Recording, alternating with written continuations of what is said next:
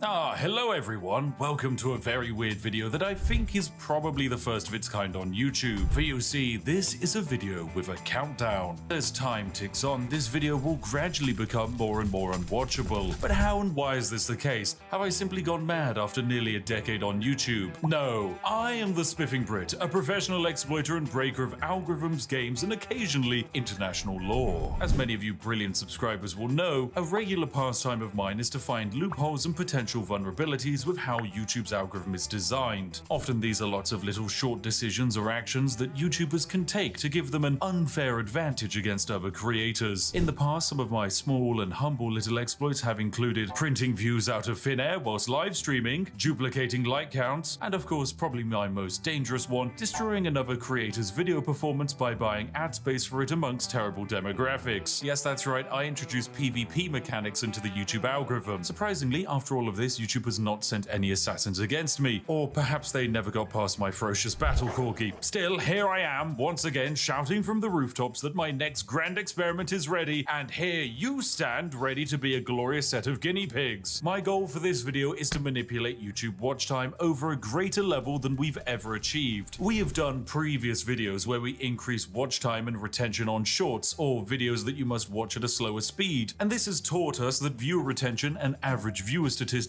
are quite possibly the most valuable in determining how much YouTube wants to push a video. However, my previous experiments have lacked one important statistic: length. So before we dive into this video's experiment, it's time for a quick explainer of the modern YouTube algorithm, what's changed, why it's important, and how we can break it. So make sure you're comfortable, you've grabbed a warm cup of tea, as this is where the fun begins. YouTube's entire role is to recommend the right videos to the right person. If you like watching videos about medieval cooking techniques, then YouTube will serve them up to you. You'll see them on your home feed, you'll see them underneath videos you watch, they'll automatically play in the up next section. There will simply be no escape from these medieval cooking videos once you've started going down that rabbit hole. However, YouTube will actually serve up these videos based on a few criteria. So YouTube monitors you. They want to know what language you speak, what channels you're currently watching, and what videos you interact with and for how long you're watching them. It then runs a bunch of numbers and finds a selection of videos that might be a good fit for you. But before that step, YouTube does its most important check. It must weed out videos that it deems to be misleading or not as interesting. Remember, YouTube's entire goal is to get you watching videos for longer, because the longer you spend on the platform, the more money you make them thanks to adverts. So it screens for misleading or unsatisfying videos by serving up videos with a higher percentage of viewership more than ones with a lower percentage of viewership. Needless to say, in 2024, basically no one is using the sub feed anymore, so video recommendations are the most important thing, meaning average watch time is also the most important thing. This algorithmic decision of meritocratic performance is actually great on paper, as it generally means that better structured videos that get to the point of their purpose quickly will outperform more waffly ones spoken by British people that go on tangents. Wait a second! But there is a little bit more to this decision. What happens when a video covers the same topic but is a different length? So let's imagine video A is a 10-minute long video that has a 50% viewer duration. Video B is a 20-minute long video and it also has a 50% viewer duration. They are both watched on average for the same amount of time, meaning logically they are both the same amount of satisfaction in the eyes of YouTube. Wrong! YouTube will massively favor video B. It's got higher watch time, baby! So that video will not only get more views, but it will also make more money for the creator. This creates a weird calculation where in some examples, longer equals better. There are some very extreme examples of terrible creators exploiting video length for profit, like for example this one here. Wait, hang on a second, that's my Victoria Free live stream. This video here is the second most viewed Victoria Free video in the entire world. There are thousands of Victoria Free videos, and yet this nearly 4-hour-long live stream VOD is the second best of them. Why is this the case? Is it because it's a well-crafted, well-edited, perfectly executed idea? No. It is a good video, but it's just statistically broken. Because it's such a long video, the average watch time is over 1 hour and a half. This means that this stream has 3 times the average watch time as the next best video has total length. That's also my video, by the way. It's handcrafted, took us a lot of time to make, and very well executed. But statistically, it's terrible. The results are that this stream outperformed massively, and thanks to my dastardly strategy, it suppressed other videos in the recommendation feed, allowing me to make over £64,000 off of a 4-hour 4-hour stream. Thanks, YouTube, that was perfectly balanced. Oh wait, you're probably not used to creators talking about how much they actually make. Don't be alarmed, friends. I have to pay a lot of that revenue in tax, probably. Maybe some of it has to go to the interns to buy them food, and then the remaining 95% gets spent on my crippling addiction to Yorkshire tea. So more watch time is more good, and greater average watch time is more good. This means that the calculation to make the optimal video is rather simple. Make a video as long as possible while still keeping viewers interested. This basically means that all you need to do is craft a perfect SEO monstrosity with zoomer cuts, pan zoom, smiling celebrities, and just pander to the algorithmic equivalent of the everyman. Yeah, I'm talking about you, Dave. This is the strategy that has to be used by the people at the very top of YouTube. I can't blame them for it, because you reach a point where each ounce of personality you show, the market cap of your audience goes down by millions. Instead, you must become like white toast with butter. Plain, but very inoffensive. Perfect for when you're waking up and starting your day. So yeah, I can't exactly do that. I'm British for a start, which means that the French people probably stopped watching 5 minutes ago. On top of that, I like janky bad edits, and my sarcastic style of humor isn't exactly for everyone. If only there was an exploit that could make a longer form video retain a larger percentage of viewership and watch time. Oh dear, if only.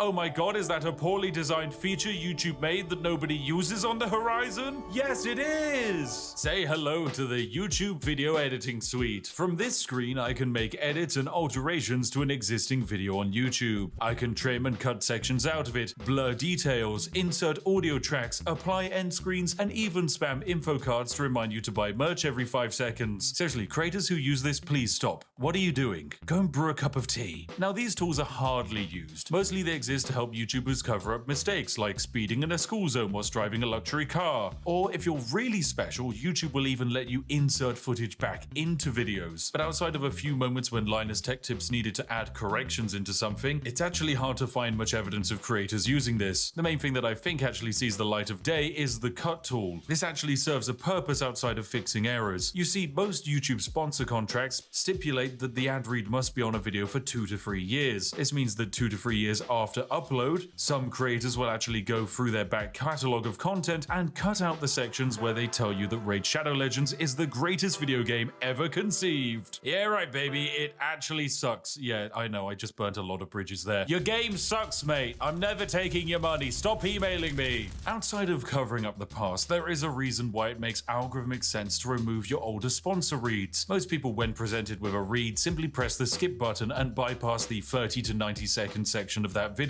This means that those sections massively lower the average watch time and retention of the overall video. So by removing a section where only 10% of the audience is watching and bring it back to a 50% average retention section, then that's a net benefit on the video's performance. So logically, in the long term, that's better, that's more views and more money. But all of this is curious. What if we took it even further beyond? And what if we did it backwards? Yeah, this is where I had a brilliant idea. What if we created an average video with good statistics and then cut the end off of it? Welcome to my grand plan. You're currently watching one of 2 versions of a video. One version ends sooner than the other. If you're watching this video too late, then the entire second half of this video has been cut off and you'll never actually know what it was. You'll never even be able to watch it again. And the science behind it is rather simple. I can make a video like this be watched by 2 types of viewers. One set of viewers are watching a full-length version. If the video is 20 minutes long and the average watch time is 10 minutes, that video is giving me a 50% retention. However, the second viewer, which might be you, watches the second shortened version. Let's say this video is now only 10 minutes long, but you still watch it for 50% of its length. Well, the problem is that YouTube can't delete the watch time that this video has generated, and all of the statistics just pile up onto the back end from the original version. So all of those longer views are added onto the new shorter version of the video. If half the views are on the long version and half the views are on the shorter version, we balance out at an average watch time of 7.5 minutes or 75% retention. Of course, the longer the section that we end up deleting, the better. If I add a 10-hour-long Skyrim Let's Play after this and people watched it for an average of 2 hours, I could probably end up with one of the highest average retentions on a 10-minute video that the world has ever seen. And you know what? Maybe that is what I've done. But you have absolutely no way of knowing because there's a chance you're watching this video after the great cut. So there we go, job done. This video is perfect. I've just become a quadrillionaire and the largest YouTuber on the platform.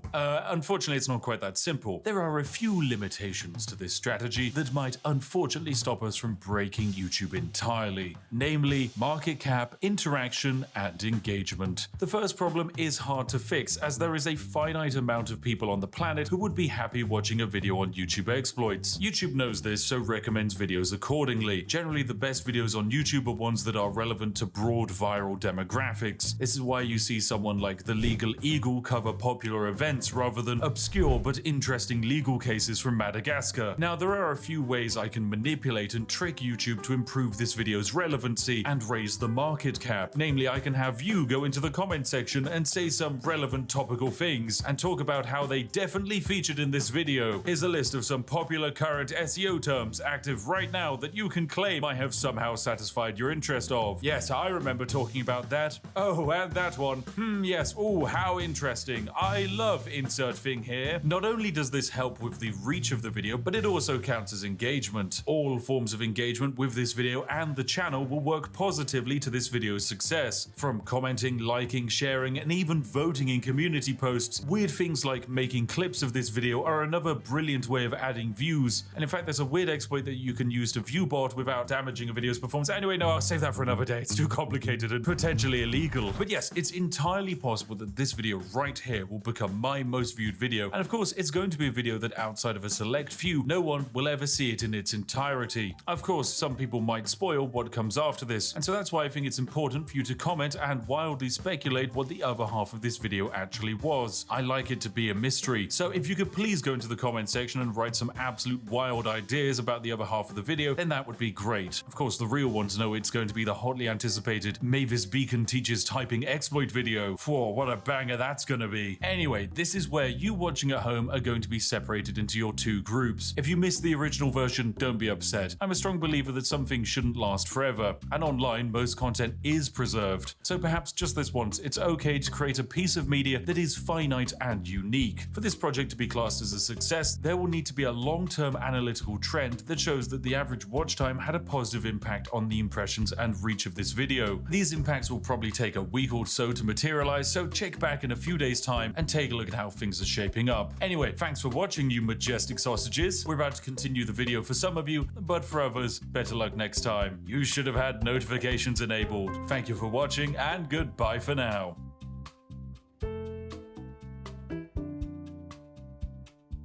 Right, welcome ladies and gentlemen to the other half of the video. This is something that not everyone's going to see, and who could have guessed it? It is a British food, snacks and drinks tier list, because I know that for too long people have been wondering what my incredibly important opinions are, and today we will answer them, for this is quite possibly the most important thing you can ask a British person, and one of the most critical determining factors when it comes to knowing whether to trust a human being or to distance yourself from them. So yes, let's start with this lovely tier list. It's going to of course begin with Aero chocolate bars. Now these are quite fun. They kind of like chocolate bars with air pockets in them, and you know what, I'm gonna say they're pretty good. They're nice, they're very tasty, but they can be a bit sickly. As far as chocolates go, it is definitely pretty good category. Then we have After Eight mints. These are basically mint chocolates. They're very strong and minty, and many people like them. However, I don't think they're that great because I don't like mint chocolate. I think that's a terrible idea. If I want mint, I'll just eat toothpaste, mate. Then we've got Heinz beans. I'm actually gonna combine Heinz beans and cheese with beans on toast in the not great category. This is probably the most controversial opinion of the night, and I'm sure many of you are currently hammering into the keyboard that I should yeet myself off of Big Ben. However, I just think beans are bad. They're just a bad vessel for food, and adding them to bread and cheese doesn't exactly improve the situation. So yeah, not great. Then we've got black pudding, otherwise known as blood pudding. It gets its name because it is basically blood mixed with herbs and barley. Definitely quite a disgusting food when you think about it. However, I think it's bloody lovely. I guess I'm just too British for some people. And yes, we in the UK never stopped quite eating like we were in the Blitz or we were role-playing feudal peasants. Then we've got Bounty chocolate bars. These are a disgrace to Britain. It's just disgusting. It's just the worst chocolate bar. I hate it. Then we've got bourbon biscuits. Oh, these are fantastic. These are bloody lovely. A chocolate biscuit with a layer of chocolate cream on the inside. Oh, dipping that into a cup of tea is a blessing. And then we've got dairy milk buttons in yogurt form. These are pretty good. I think these are all right. They're kind of tasty, but it's just very sickly. Then we've got crackers and cheese. This is a blessing to Britain. Whoever created crackers fingers and then had the idea of putting cheese on them. Phenomenal. Then we've got KP cheese balls. These are a disgrace to Britain. They're disgusting. Along with Cheez-Its. I think they're just abysmal. Cheese flavored crisps are revolting. They just kind of taste of chemicals. If I wanted to eat cheese, I'd eat cheese. I wouldn't eat synthetic cheese. I'm not an American layering plastic on top of a burger. Oh, then we've got a prime, lovely little dessert cake in the top of a glacier cherry. Oh, I love these. Are good fun. They're pretty good. I know it's kind of controversial. I think in the modern day and age, people have fallen off of the love of the Bakewell, but I think they're still pretty solid. Next up, we've got Chewits. These are kind of like a sweet. They're pretty good. I think they're all right. Nothing sensationally great. Oh, and finally, we've got chip butty. Yes, this is good. I can let the northern fly out, mate. This is a chip butty. If you've never had chip butty, it is potato chips or the fries for the American persuaded people, usually with some kind of sauce, probably ketchup. It's laid inside of bread or cob or bap, depending on who you speak to and which part of the UK they're from. This is bloody lovely. It is absolutely bloody lovely. Oh, and then we've got Terry's Chocolate Orange. This is a blessing to Britain. A certified Christmas banger. If you are celebrating Christmas and you don't get a Terry's Chocolate Orange, something has gone wrong in your life. On the inverse of the holiday chocolate scale, we have cream eggs. I think these are not great. This is because they are rammed with fondant icing on the inside. They are sickly. Eating them makes you feel like your arteries are clogging up and you're going to drop dead of stage 75 diabetes at a moment's notice. But it's okay because Britain is saved as we have crumpets. Yeah, crumpets are great. They're pretty good. It's basically a form of bread, usually with butter, toasted. It's just really quite nice. Oh, and then we have what is probably my favorite chocolate bar of all. It's the Crunchy, ladies and gentlemen. This is a blessing to Britain. It is honeycomb or cinder toffee wrapped inside of chocolate, handed to you in a bar. It is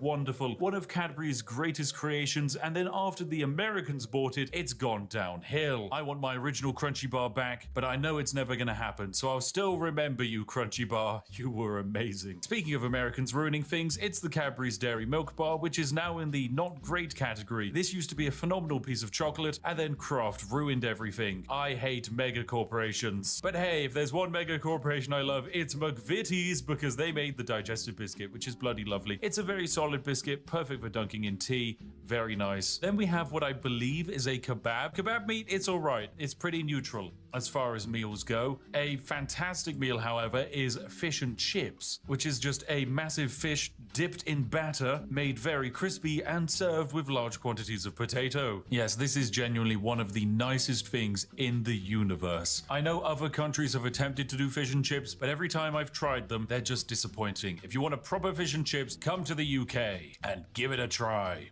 Okay, next up we've got fish fingers. These are not great. Look, if you're gonna have battered fish, have it in the form of fish and chips, not in the form of tiny string reformed fish. Oh, and then we've got Freddos. Yes! This is a bloody lovely chocolate. If you don't know, the Freddo is actually how we in the UK gauge inflation. You see, Freddos in the bygone era used to cost only half a threepence, whereas now in the modern day, Freddos can be sold on the black market for upwards of £50,000. But put simply, they're very tasty. Then we've got Fridge Raiders. These don't really feel very British. They're kind of alright. It's just breaded chicken that you eat cold. It's fine. It's a tasty snack. Fruit Winders, however, yeah, this is pretty good. This is basically pureed fruit in a winder form. I think there is an American alternative, but it's not as cool as our British alternative. So yeah, it's in the pretty good category. Oh, and then, ladies and gentlemen, oh yes, they say that the British god on the seventh day didn't rest, for he created something better. He created hobnobs. Yes, this is a blessing to Britain. For those that don't know, the hobnob is like a digestive biscuit, but made more oaty. It's got a stronger form to it, it can suck up more tea, and as a result, it is perfect in every way. This is the tea dunker's delight. I will accept no slander and besmirchment of the hobnob's name. Truly fantastic. Anyway, we can also do some quickfire ones. Hula hoops, they're pretty good. They're hoop-shaped crisps, or chips if you're foreign. They're pretty tasty. Then we've got Iron Brew. This is a blessing to Britain. This is the greatest thing to come out of Scotland ever. I used to believe that Hume was potentially the greatest Scottish export with his fantastic takes on philosophy. However, no, Iron Brew is objectively better. It tastes fantastic, and it is so good that for a while America banned it. It has no discernible taste, and if you were to describe it to someone, you wouldn't be able to. Safe to say, you need to try some Iron Brew. Okay, next up we've got Jaffa Cakes. Once again, another controversial opinion. I think they're just all right. Okay, look, if you grew up watching the Yogscast, you're probably going to be quite angry at me, but Jaffa Cakes, they're just kind of, they're fine. I'm not going to dunk it into tea. It's got terrible form for that. So for a biscuit slash cake, yeah, it's just not very good. Oh, then we've got Hartley Strawberry Jam. This is pretty good. It's a solid form of jam. Nice to put on your toast, nice to put on your crumpets, nice to put inside of your chip butties. I'm not going to judge. But for an even better formation of jam, you have Jammy Dodgers. This is a biscuit with jam on the inside, and it's bloody lovely.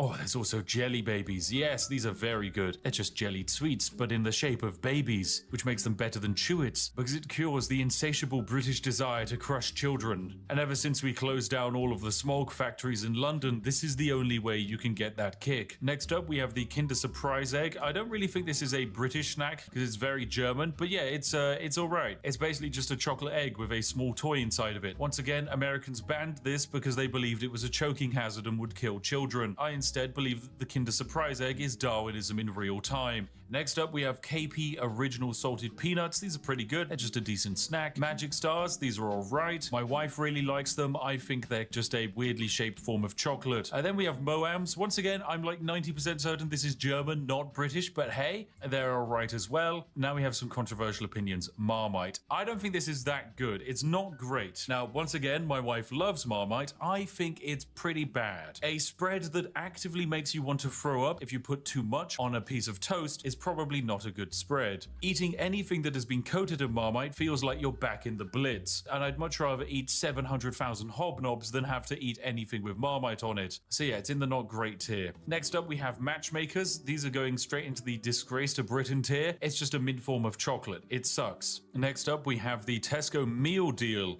This is going to go into the It's Alright tier. Basically, for those of you that don't know, in the UK, we can go into most major supermarkets and pick up a sandwich, a snack, and a drink, usually for a round price. Recently, I picked up a Tesco Meal Deal, which netted me 3 sandwiches, a pot of watermelon, and a large drink, all for the low cost of £4. So yeah, it's pretty good. And whilst relying on them entirely will probably lead you to an early grave, for the nation's tradespeople, the Tesco Meal Deal is a glorious invention. Okay, next up we've got Millionaire's Shortbread, which is a shortbread topped with a very thick layer of caramel and then topped off with chocolate. This is bloody lovely. It's one of the tastiest things ever created. I love it. If something will kill me, it's gonna be this, and it would be a brilliant way to go out. Okay, then we've got a selection of crisps, place them all at the same time. Mini cheddars are going in the not great category. You know my opinion on cheesy crisps. Monster Munch are going in the pretty good category. Pom Bears are going into the bloody lovely section. Skips are going into pretty good. Watsits are going into a disgrace section.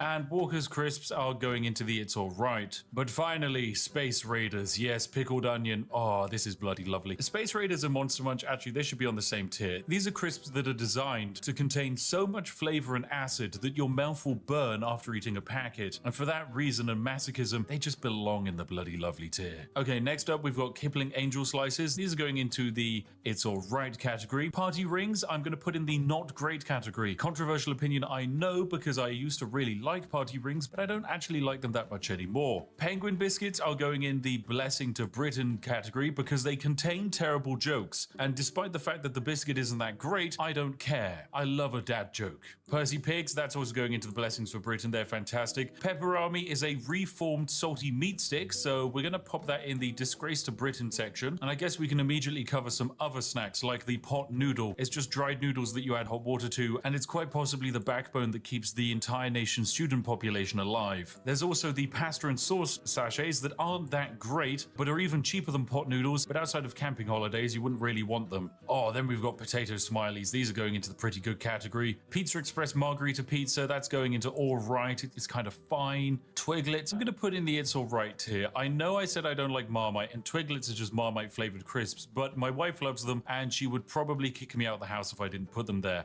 Okay, now we've got some legendary cakes we can cover. The Colin the Caterpillar cake is a blessing to Britain and one of the greatest cultural exports we've ever invented. Colin the Caterpillar sweets, however, from M&S are going into the not great tier. They're an okay form of sweet. Drumsticks are as well. I'm also going to put in the not great tier. This is one of the few sweets where I actually know people who have lost teeth because of them. Not because they rot the teeth, but because they're so sticky and solid, you will actually end up breaking a tooth trying to eat them. Yorkie bars are alright, it's just a solid brick of chocolate. Turkish Delight I think is a disgrace. I hate hate it. Wagon wheels as well. The combination of cream and jam is just weird. The Yo-Yo Bear fruit rollers I'm putting in the pretty good category. They're rather tasty. Drumstick squishies I'm also putting in pretty good because unlike the solid drumsticks, they won't kill you. Millions I'm going to definitely pop in the pretty good category as well. They're fantastically tasty. It's literally just condensed colored sugar. What's not to love? Weetabix. Oh, that's a bloody lovely. Who doesn't love a good Weetabix for breakfast? And we've got the flake chocolate bar. That's all right. Fruit pastels. They're not great. Twister lollies. I'm going to say pretty good. It's an ice lolly which contains a little bit of ice cream and frozen fruit flavor in a combination that's actually rather nice. Then we have, oh my, what is this? Branston small chunk pickled. Yeah, this is a disgrace to Britain. I know there are old people who love it, but it's disgusting. Same for mushy peas. Anyone who orders mushy peas is just someone who would be okay eating dog's vomit, okay? It's disgusting. I'm just not a fan of mushy peas. And then we got Tango Orange. This can go into the it's all right category. And before we get to the most important thing on the list, I think we should deal with some of the food options. So we have pork pies. This is going into the pretty good category. I'm a big fan of pork pies, but I understand that a slab of reformed meat surrounded in pastry is kind of weird. It's a very dense form of meat as well. However, the sausage roll I think is bloody lovely because it actually minimizes the density of the pork to create an overall better balance between pastry and reformed pig. Next up we have scones or scones if you're poor, which is usually had with cream and jam. This is going into the pretty good category. It's good for an afternoon tea, but you wouldn't exactly want it every day of the week. Then we've got Scotch egg. It is a semi-boiled egg wrapped inside of meat and then coated in bread. I'm actually going to say it's all right. I would have put it in pretty good, but I recently had some at an event and about 40 minutes later I developed a crippling migraine, so I'm going to blame that on the Scotch eggs. Okay, then we have shepherd's pie. Shepherd's pie is great. It's mashed potato and then some mince and a bunch of vegetables. A lovely historical dish for the UK. It's honestly a blessing to Britain. Whilst I might not have it too often now, it's a very versatile dish. It's easy to make vegetarian and vegan versions of it, and usually 9 out of 10 times it tastes fantastic. Okay, then we have a roast dinner. Yep, this is straight into the blessing to Britain category. It is a meat,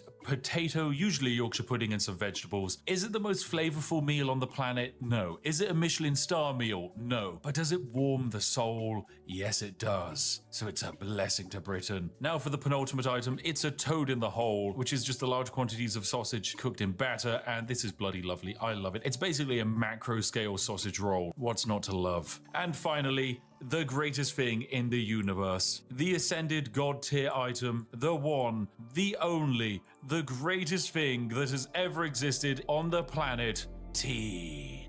Yes! Oh, it's so good. There we have it, ladies and gentlemen. This has been my very important, very critical, objectively perfect and spot-on tier list of British foods and snacks. You can fight me in the comment section, but your opinion is wrong, because I am the Spiffing Brit, and what I say is law. Tomorrow, bounties and cheese balls will be banned on the streets of Britain, and everyone will be drinking tea as they chow down on some hobnobs. Lovely. Right, well there we go. This has actually been the ultimate extended version of the video that basically no one else gets to see. You have seen it. Congratulations, you're very special. And who knows, maybe there was actually extra stuff after this that I cut. Maybe there was a video within a video within a video. I'm not saying whether that was the case or not. You'll just have to come up with your own theories. But this is all for you today. So thank you very much for watching. A huge thank you to, of course, liking the video, subscribing, and of course, a major shout out to the majestic sausages who are our Patreons and channel members who fund all of this nonsense on my channel. Thank you very much for your continued support. Anyway, if you're sat there wondering what video to watch next, look no further than